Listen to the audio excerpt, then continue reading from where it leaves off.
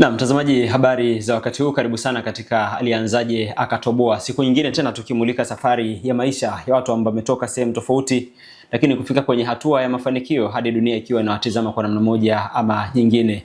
Kundi kubwa la wanajamii huwategemea kwa namna moja ama nyingine kwa ajili ya kuweza pia nao kuendesha maisha yao, lakini mchango wao pia ukionekana katika nyanja tofauti. Tunafahamu katika maisha ya kila siku kuna watu ambao huingia duniani na kila kitu kionekana kuwa katika upande wao, lakini kuna wengine ambao huanza maisha kwa kupambana kweli kweli ili pia kuweza kupata uimara wao na mambo kuweza kwenda vizuri. Na leo katika Alianzaje Akatoboa, kipekee kabisa tuko na mwanamke ambaye dunia inamtambua kwa mengi ambayo anayafanya. Mchango wake ni mkubwa. Tukizungumza kwenye sekta ya afya, tukimzungumzia afya ya mama na mtoto, amekuwa na mchango mkubwa sana kuhakikisha mambo yanaweza kwenda vizuri. Na huyu si mwingine bali ni mwanzilishi lakini pia mkurugenzi mtendaji wa Doris Mollel Foundation. Doris Mollel, karibu sana kwenye Alianzaje Akatoboa kwa siku ya leo. Asante, nashukuru sana. Vipi hali yako? Salama kabisa. Maisha yanaenda vizuri? Kabisa, namshukuru Mungu, vitu vinaenda. Kuna hadithi nyingi sana kwenye maisha ambazo huwa zinasikika. Sasa tukizungumza kwenye hadithi za maisha, cha kwanza lazima tuiwaze afya ya mwanadamu, ambapo afya yake tunaianzia kipindi akiwa anazaliwa na kwenye mapito yake mpaka kufika kwenye wakati ambao anakuwepo kwa hivi sasa. Doris Mollel kazaliwa lini na kazaliwa sehemu gani? Tukianzia hapo ili tukufahamu kwanza kidogo. Doris Mollel alizaliwa mwaka 1990 tarehe 3 mwezi wa 12. Nilipaswa nizaliwe mwezi wa pili tarehe 3 mwaka 1991. Lakini nikazaliwa mwaka 1990 tarehe 3 mwezi wa 12. Na nilizaliwa kabla ya wakati nikiwa na gramu 900. Namshukuru Mungu niko hai. Nilizaliwa pamoja na pacha wangu. Mamangu alikuwa akihudumu katika hospitali ya taifa Muhimbili, wodi 36 ananiambiaga. Na nilikuwa ni wodi ambayo ilikuwa ikihudumia watoto wanaozaliwa kabla ya wakati. Kwa hiyo ni kama bahati pia na yeye akapata watoto kabla ya wakati. Na cha kwanza aliniambia alikuwa muoga sana baada ya kujua na watoto mapacha, lakini cha pili uoga wake uliongezeka zaidi baada ya kuona kwamba hao watoto mapacha ni wale watoto ambao kila siku yeye anawaona wakiwa na changamoto mbalimbali, wengine wanashindwa kupumua, mwingine hawezi kunywa maziwa ya mamake. Kwa hiyo alikuwa anaona ni changamoto kubwa kiasi gani na kwenda kumkabili, ili hali yeye akiwa ni mtumishi wa serikali, lakini ukiondoa hicho pia ni mama ambaye anaenda kuhudumia watoto mapacha, ina maana kazi inaenda kuwa mara mbili. Ndiyo. Sasa ukiwa na kilogramu 0.9 haijafika hata moja, gramu 900 umesema hapo. Ndiyo. Mama ukizungumza naye anakuambia ilikuwaje wakati huo? Anaambia alipata shida sana. Kwanza alipata shida ya muda wa kutulea, kwa maana likizo yake ya uzazi ilimwishia mapema sana akiwa bado anatuhudumia, kwa maana akiwa bado wodini. Lakini pia ilikuwa kazi kwa yeye kupata zile ED. Unajua kwa sababu kipindi hicho ikiwa bado sheria haijaweza kumpa mama nafasi ya kutosha kuweza kumlea mtoto wake. Kwa hiyo alipata changamoto sana na kupata ED. Akaniambia nilikuwa nagombana mpaka na mabosi wangu kwa sababu yeye ni muuguzi na alikuwa anaingia night shift, alikuwa ameshazoea kupangiwa shift za usiku.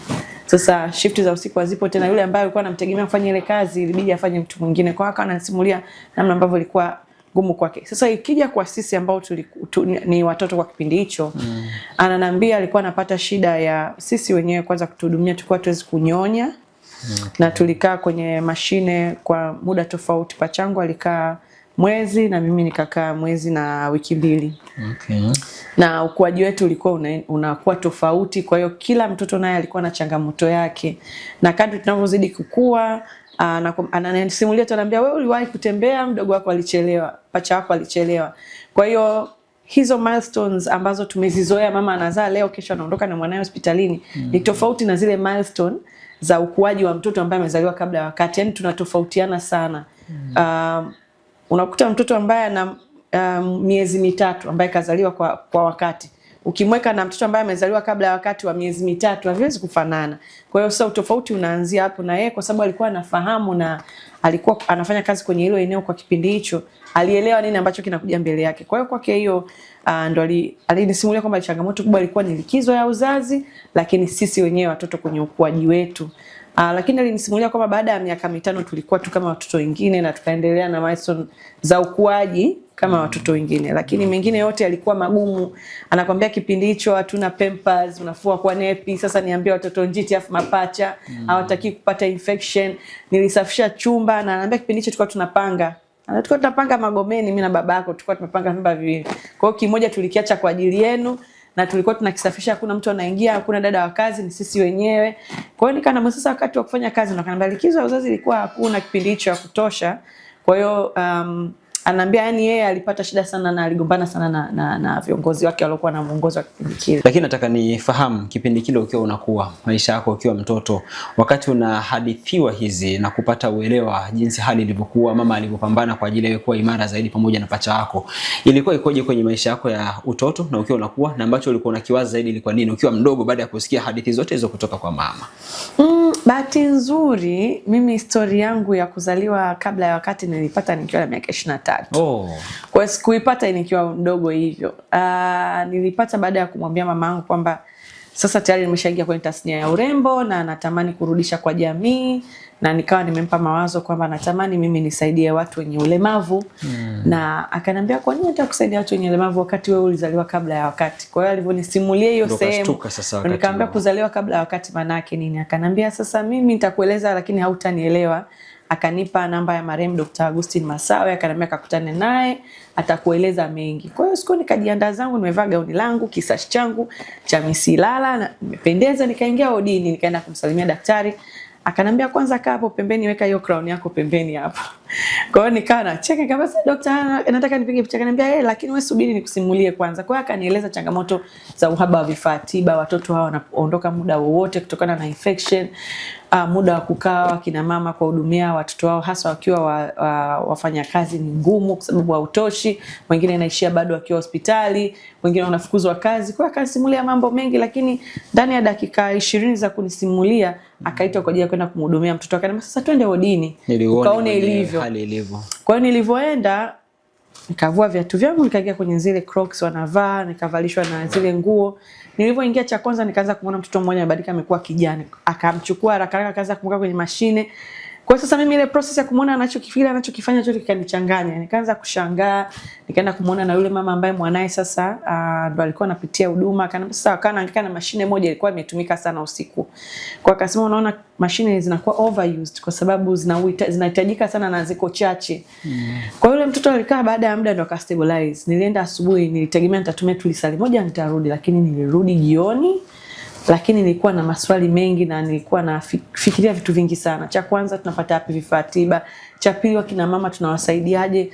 Tunawezaje kuihamasisha serikali iweze kufanya mapitio na maboresho ya sera ya kuweza kuwahudumia wazazi wanaopitia hii changamoto? Nilipata wasaa kuzungumza na wakina mama ambao walikuwa wamelazwa pale. Kwa hiyo kwangu iliniingia imani sana na nikawaona gramu 900 manake nini, gramu 800 inaoneka kwenye mkono tu hapo, unaweza kuzunguka naye. Kwa hiyo niliona vitu vingi sana ambavyo kwangu vilinipa imani kubwa. Na pia baadaye nilivorudi nyumbani mama akanionyesha picha yangu sasa nilivyokuwa na gramu 900 na pacha wangu. Nikataka nikuulize hapo wakati huo, nikataka nikuulize kama mama alikuwa na picha ambazo umekuja kuziona kwa wakati huo sasa. Nilikuja kuziona baadaye. Nilikuja kuziona na niliingia imani sana. Kwa hiyo kuanzia hapo nilivaa uhusika. Watu wengi wanahisi mimi ndo nimezaa kabla ya wakati. Lakini kwa namna ambavyo nina passion na ninachokifanya, ninaingia kwenye moyo wa kila mama na kila baba ambaye amepitia uchungu wa kuzaa mtoto kabla ya wakati. Ile siku nakwenda na daktari, wakati ulivyokuwa unazungumza naye akasema mwende ukaone mwenyewe. Nielezee kuhusu hisia yako ilivyokuwa wewe, ile mood yenyewe baada ya kufika pale na kuona hali ilivyo. Cha kwanza nimwambia, "Daktari, yani hao watoto ndo wako hivi?" Na mdao umeenda kama miss Hapo nimeenda kama miss. Kwa hiyo sasa nadhani una imagine nilivyokuwa, nimeachia nywele, nimeweza vaa viatu virefu, niko na kisashi changu, vile mamisi ambao tumezoea kwenda kwenye maodi kusalimia wagonjwa au kwenda kujifunza jambo. Kwa hiyo kwangu baada hapo niliona vyote nilivyovivaa vina maana. Ni ile kazi ambayo napaswa kuifanya ndio ina maana. Na nakumbuka yani nilirudi kila kitu kwangu kimebadilika. Sikurudi tena nimeivaa, nilitoa, nikatoa sash, nikaanza kuelewa. Baada hapo hata wakati narudi nyumbani niliona hata viatu ni virefu. Yani kila kitu niliona kama sivai uhusika wa kile ambacho nakitamani kukifanyia kazi. Kwa hiyo baada hapo sikumbuki mara ya mwisho lini, hata wakati niko bado na hudumu kama mwakilishi wa maeneo ambapo nilishindania taji. Sikumbuki ni lini tena nilivaa vile.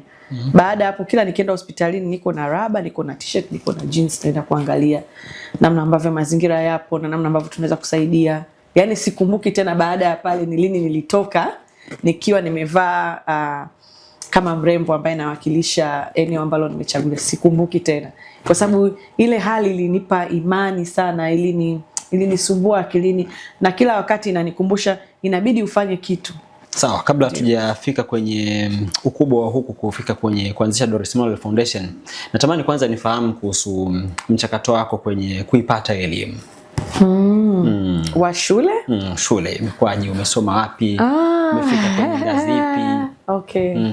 Sawa. Mimi nimesoma shule ya primary inaitwa Fares Kisingo FK Primary School. Iko kule Afrika sana, Mbezi. Baada ya hapo nikaenda kusoma shule ya sekondari inaitwa Good Samaritan, lakini nilisoma miaka 2 nakumbuka. Mama yangu alihamishiwa kikazi Tabora, kwa hiyo nikapata bahati ya kwenda kusoma kwenye shule ya Pentecoste, shule ya dini inaitwa Umoja Secondary School. Baada ya hapo Mungu akanijalia nikachaguliwa Tabora Girls kwenda A level. Sasa nikakaa nakumbuka Tabora Girls kwa miaka na kama mwaka mmoja hivi. Alafu mamangu tena akahamishwa kikazi mkoa wa Morogoro. Kwa hiyo mama wangu alikuwa anapenda nisome karibu na yeye aliko. Na nikaomba uhamisho, nikahamia Dakawa High School ndo ambako nilimalizia A level yangu, na nikabahatika pia kuanza chuo kikuu cha kumbukumbu ya Mwalimu Nyerere. Nikasoma siasa na usimamizi wa maendeleo ya jamii. Hiyo ni first degree yangu, nilimaliza hapo Kigamboni. Alafu nikaendelea, nilitamani sana kusomea diplomasia, kwa hiyo nikasoma chuo cha diplomasia, nikasomea management of foreign relations. Sikupumzika, nikaendelea tena nikasoma masters Mzumbe, masters in human resource management. Sasa hivi matamanio yangu makubwa ni kuanza kusoma PhD. Na nimeshaanza, nategemea Mungu akipenda baada ya miaka 4 nitamaliza. Na eneo langu kuu la masomo yangu ni kuwekeza kile ambacho nimekifanya kwenye eneo la sera za afya. Sawa, kwenye kuingia kwenye ulimbwende uliingiaje? Niliingia nikiwa na ilikuwa ni mwaka gani? Mwaka 2012 kama sikosei. No, is it 12? Yes, mwaka 2012. Nilianza na Miss Universe Tanzania, kipindi kile ilikuwa inaendeshwa na Maria Sarungi. Na nakumbuka ilikuwa ni kipindi ambacho niko kwenye mitihani. Nilimwomba mamangu ruhusa kama naweza kushiriki, mamangu akaniambia usifeli. Yaani fanya vyote lakini usifeli darasani. Kwa hiyo mimi nikajipima, nikaona nina uwezo, na mashindano yalikuwa maandalizi yalikuwa ni wiki moja tu. Na nikaenda kujiandaa kwa sababu tulikuwa tunavuka Kigamboni kwenda kwenye eneo la mazoezi. Tulikuwa tunafanya pale National Stadium. Kwa hiyo kipindi kile kwangu niliona kama ni fursa, kwa sababu wakati nikiwa mdogo tulikuwa tunaangalia mashindano ya urembo na babangu. Kwa hiyo nilinipa motisha, nikasema lazima niingie. Kwa hiyo nilianza na Miss Universe, nikawa mshindi wa 3. Kwa mwaka uliofuata nikaamua kwenda kushiriki mashindano ya Miss Tanzania. Kwangu nilikuwa naona ni faida kwa sababu niko chuo na sina cha kupoteza. Yaani ni kama nafanya fun activity tu. Kwa hiyo nilianzia Miss Tabata nikashinda, nikaja Miss Ilala nikashinda, ndio maana nikakusimulia kwamba niliingia kama Miss Ilala Hospitali ya Taifa Muhimbili kujua hali za watoto wanaozaliwa kabla ya wakati. Alafu nikaja Miss Tanzania mwaka 2013 nakumbuka, nikaishia kwenye ilikuwa ni top 15, alafu wanavunjwa 15 alafu wanapata watatu. Kwa nikaishia top 15, nikaambia mama sijapenda top 15, naweza kurudia. Kwa nikawasiliana na kamati ya Miss Tanzania, wakasema rudia. Kwa sababu nilikuwa naona kama nacheza niko mchezo. Mwaka uliofuata 2014 nikaenda kushinda, nikaingia Singida nikashinda, nikaingia Miss Kanda ya Kati nikashinda, alafu Miss Tanzania ndo nikawa second runner up. Mwanzo uligusia miundombinu ya mahospitalini kabla haijaboreshwa sana. Wale watoto ambao wanazaliwa wakiwa na umri pungufu tunasema, au kabla ya wakati, wanasema kwenye ukuaji kuna changamoto nyingi huwa zinajitokeza. Pengine kwenye ukuaji wako kuna changamoto kubwa yote ambayo imewahi kujitokeza kwako hapo? Sina changamoto zaidi ya kuwa, sijui neno la Kiswahili vizuri, kuwa allergic. Mimi niko allergic na mbu. Yaani mimi mbu, nikikaa karibu na mbu lazima akining'ata na vimba. Nikisha vimba natoka kama maji hivi. afu ikikauka inakuwa ni black spot, doa jeusi ambalo linachukua muda mrefu kutoka, inaweza kuchukua miezi 6 mpaka mwaka. Alafu mimi pia sipendi kukaa sehemu zenye baridi sana, lazima niugue kifua. Yani kwa hiyo ni vitu ambavyo siviwezi. Alafu mimi kuna muda natamani sana kupata hewa ya nje ili niweze kupumua vizuri. Yani nikikaa kwenye mazingira ambayo nahisi sana, kwangu pia ni changamoto. Napenda sana kukaa sehemu ya wazi hivi nje nipate hewa. Lakini pia sehemu ambazo zina heights sana, pumua naona shida. Hizo ndo changamoto ndogo ndogo ambazo ninazo. Ambapo mimi naamini ni kwamba watoto wengi ambao wanazaliwa kabla ya wakati, lazima kama si changamoto ya muda mfupi basi ya muda mrefu, hata kama ni kidogo, lakini wengi wao wanaishia kuipata. Katika yote ambayo yawaza wewe, pengine ikakupelekea mpaka kuanzisha Doris Mollel Foundation, ni kuona maboresho yanafanyika kwenye afya ya mama pamoja na huyu mtoto. Kipi ambacho umekifanya mpaka hivi sasa? Kikubwa nakiona kwa miaka mitatu ya mwanzo ya kuanzisha kwa taasisi hii, tumefanya kazi kubwa ya kukampeni kutafuta vifaa tiba vya kuweza kuwahudumia watoto wanaozaliwa kabla ya wakati. Na hatukuwa peke yetu, tumeshirikiana na wadau mbalimbali, media houses mbalimbali zimetushirikiana na sisi kufanya hamasa kubwa ya kuhamasisha uchangiaji wa vifaa tiba.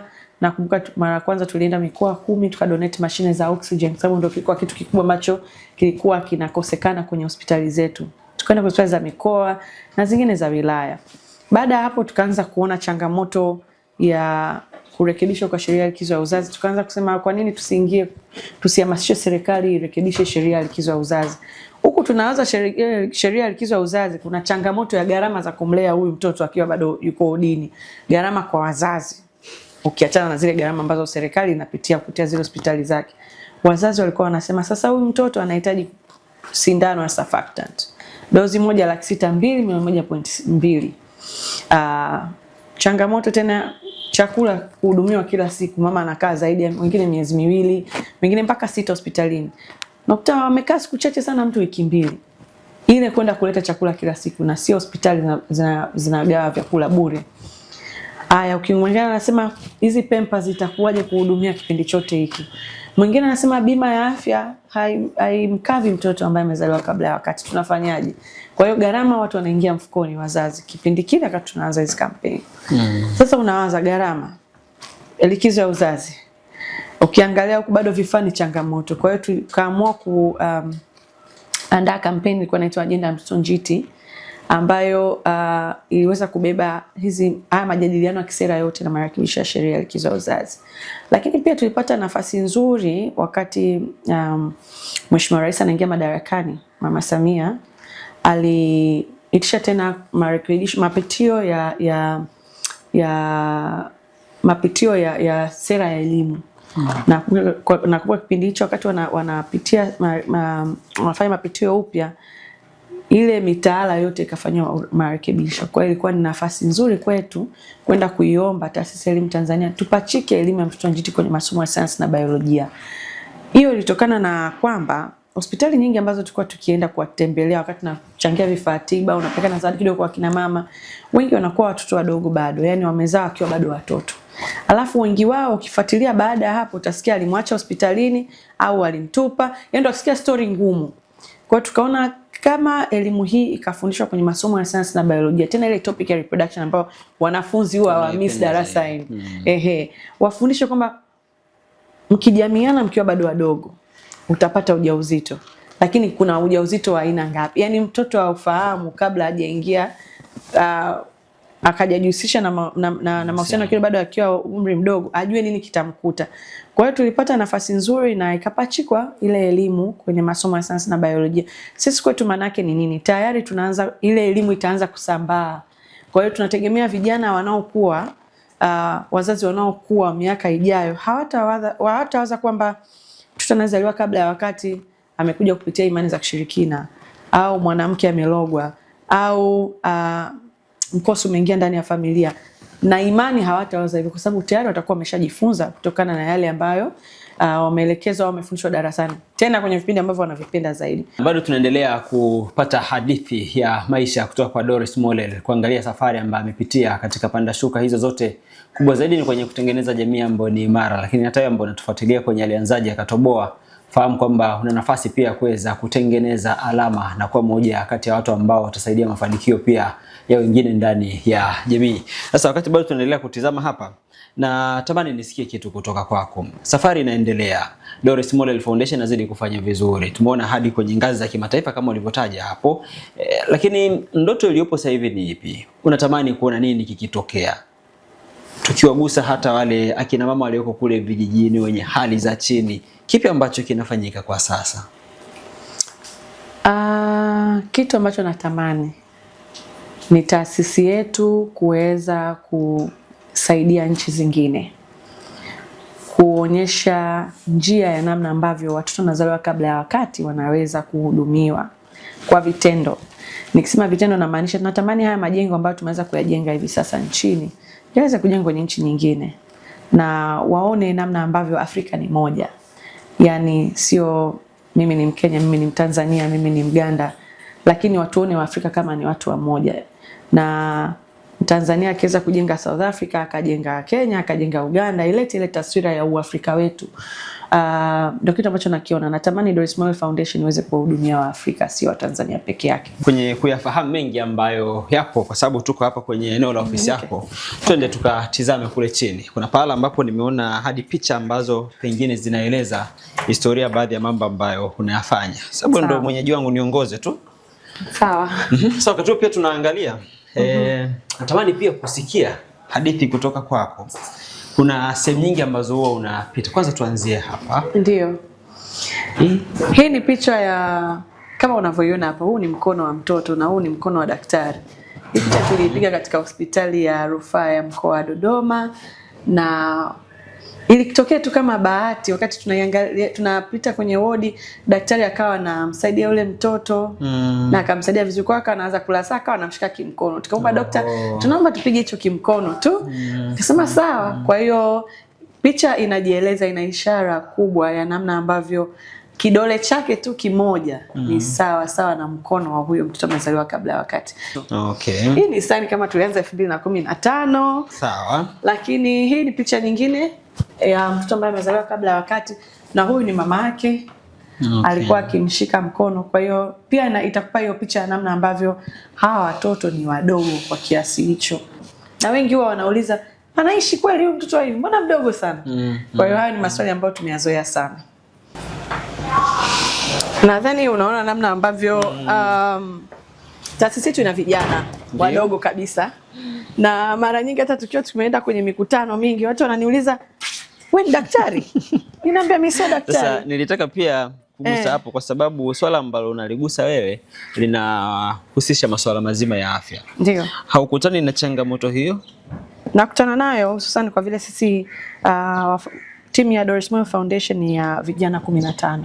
Na tunapoenda kuwakilisha maombi yetu, mawazo yetu, cha kwanza kabisa tukimaliza tu uwasilishwaji, Doris, wewe ni daktari? Hapana.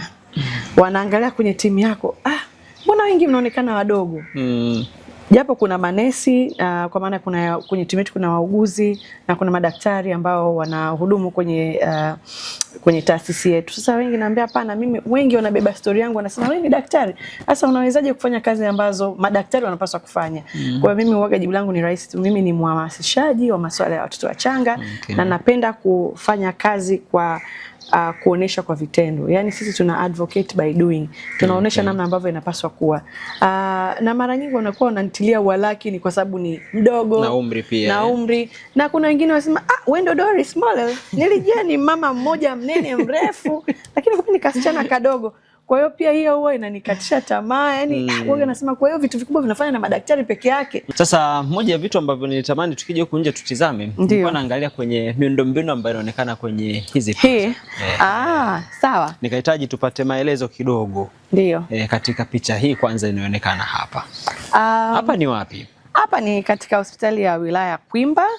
Na hili ni jengo ambalo limejengwa ndani ya hospitali ya wilaya ya Kwimba. Kama unavyoona tulivyoandika hapo, Tanzania's first standard neonatal care unit. Sio kwamba hakuna neonatal care units nchini, zipo, lakini standard.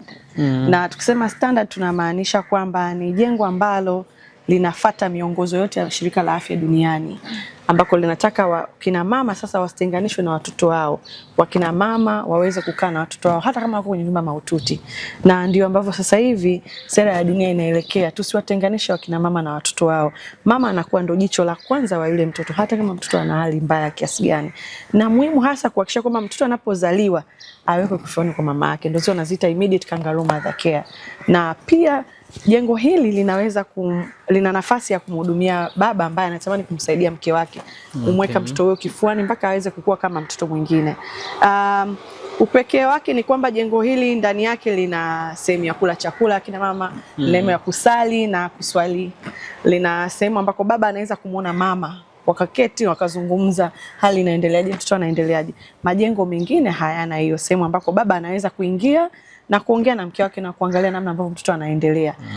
Kawaida tumezoea baba akiwa anakuja anaishiwa nje, alafu mama atatoka atazungumza naye, wataishia huko, si ndio? Lakini hapa baba ana nafasi ya kuja, atamletea chakula, lakini pia atakaa sehemu ya peke yake na atazungumza na mama kuona hali inaendaje. Kwa hiyo ni ubunifu ambao tumeshirikiana na ofisi ya Rais TAMISEMI, sasa ni ofisi ya Waziri Mkuu TAMISEMI pamoja na Wizara ya Afya, kuboresha ile michoro ambayo ipo na kuiwekea tunasema ubunifu wa akili za wazazi ambao wameshapitia changamoto hii. Kipi ambacho unatamani jamii kisikie kutoka kwako? Kikubwa ni tuwape nafasi vijana, watoto wetu, hususan watoto wa kike, kile walichonacho ndani tuwashike mkono waweze kufanikisha kile ambacho wamekibeba ndani. Inawezekana wamekibeba kitu kikubwa zaidi hata ya umri wao na sura na muonekano wao. Mimi nisingeshikwa mkono na watu ambao walinishika nyuma, tusingekuwa hapa tulipo, kuanzia familia mpaka wadau ambao wametoa rasilimali fedha. Kwa hiyo ni muhimu sana kwenye kuamini kwenye kile ambacho Mungu amekika ndani ya mtu. Lakini cha pili, tuendelee kutengeneza mifumo bora ya kuwasaidia vijana ambao wanataka kuongeza nafasi za vijana ambao wanaweza kufanya kazi. Kwa mfano hapa taasisi yetu ina vijana 15 ambao wanafanya kazi. Walisha nena wahenga ya kwamba umoja ni nguvu na utengano mara zote utakuwa ni udhaifu. Ni safari ya maisha ya Dorris Mollel kama ambavyo tumeweza kuisikia hapo, akielezea kwa kina na kwa utuo kuhusu kote huko alipotoka kuanzia kuzaliwa kwake mpaka hivi sasa. Kuna mengi ambayo ni ya kujifunza ndani yake, lakini pia wito kwa kila mmoja ndani ya jamii kusimama imara na kushiriki katika kuweza kuleta maendeleo kwa namna moja ama nyingine. Swala la afya nalo pia likipewa nafasi kubwa ya kuweza kuchangamkiwa na kila mmoja kuweka mchango wake ili kuweza kuipiga hatua. Hakuna kukata tamaa katika maisha na safari inaanza na kile ulichonacho kwa hivi sasa. Hii ni Alianzaje Akatoboa. Kwa niaba ya timu nzima ambayo imefanikisha, mimi ni Idrisa Abubakar. Dorris Mollel, mimi nakushukuru sana kwa kuwa nasi kwa siku ya leo. Shukuru sana kaka Idrisa, karibu tena. Asante sana. Haya, asante.